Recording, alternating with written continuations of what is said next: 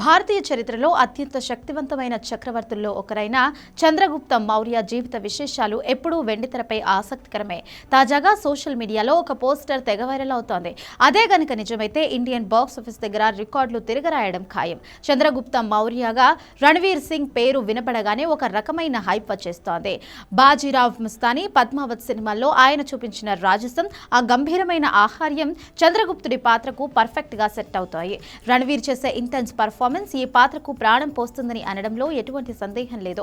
చంద్రగుప్త మౌర్య భార్య దుర్తరా పాత్రలో దీపికా పదుకొనే అయితే ఆ స్క్రీన్ ప్రెజెన్స్ వేరే లెవెల్లో ఉంటుంది. రణ్వీర్ దీపికా జోడీకి ఉన్న క్రేజ్ గురించి ప్రత్యేకంగా చెప్పనవసరం లేదు. వీరిద్దరి మధ్య ఉండే కెమిస్ట్రీ మరియు ఎమోషనల్ సీన్స్ ఈ చిత్రానికి ప్రధాన ఆకర్షణగా నిలుస్తున్నాయి. చంద్రగుప్తుడి కుమారుడు బిందుసారుడు పాత్రకు సైఫ్ అలీ ఖాన్ వారసుడు ఇబ్రహీం అలీ ఖాన్ పేరు వినిపిస్తోంది.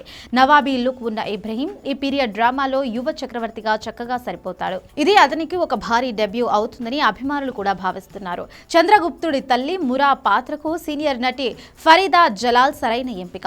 ఆ అమ్మతనంలోని మమకారాన్ని, కష్టాలను పండించడంలో ఆమెకు మించిన వారు లేరు. కథలో తల్లి సెంటిమెంట్ పండాలంటే ఆమె ఉండాల్సిందే. కథ మొత్తానికి వెన్నెముక వంటి పాత్ర చాణక్య.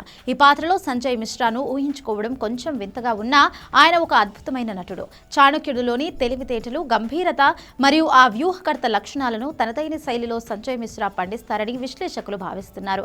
ఈ కాంబినేషన్ వినడానికే చాలా ఆసక్తికరంగా ఉంది.